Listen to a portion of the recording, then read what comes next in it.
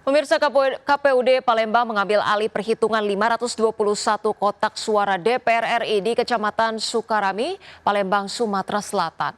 Hal itu dilakukan lantaran adanya dugaan penggelembungan suara di tingkat PPK. 5 petugas PPK Kecamatan Sukarami diberhentikan sementara dari jabatannya, sementara 2 petugas PPK menghilang tanpa kabar.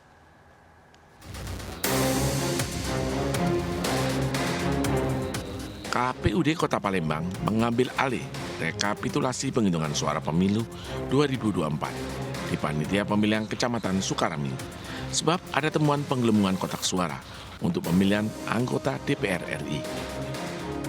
Ada sebanyak 521 kotak suara yang dibuka. Dilakukan penghitungan ulang di kantor KPU Palembang. Dengan demikian penghitungan suara yang sebelumnya dilakukan di 7 kelurahan wilayah Sukarami tidak berlaku. Selain surat suara DPR RI, penghitungan ulang dilakukan untuk surat suara DPRD Provinsi di Kelurahan Kebun Bunga.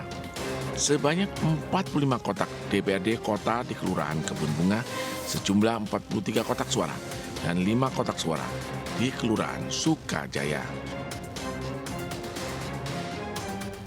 Kemarin sudah konsultasi ya, dan ini permintaan juga dari Bawaslu ya, karena situasi dan keadaan di lokasi juga itu yang pertama. Yang kedua memang secara kita melihat kondisi semalam, maka sepakat semalam Bawaslu baik itu kota maupun provinsi kami untuk mengambil alih karena ada dugaan penggelembungan surat suara.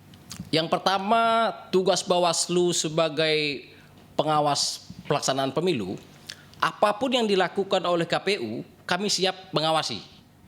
Selagi itu masih dalam tupoksi mereka, kita akan mengikuti hal tersebut. Misalnya pengambilan alih ini memang menjadi tugas KPU dalam rangka melakukan proses rekapitulasi hasil perolehan pemilu di tiap-tiap TPS. Tugas kami mengawasi, maka kami akan mengawasi. Bahwa itu pindah ke tempat yang berbeda, kami juga akan berpindah. Sebelumnya, sempat terjadi ketegangan di lokasi panitia penghitungan Kecamatan Sukarami antara saksi dan sejumlah partai politik.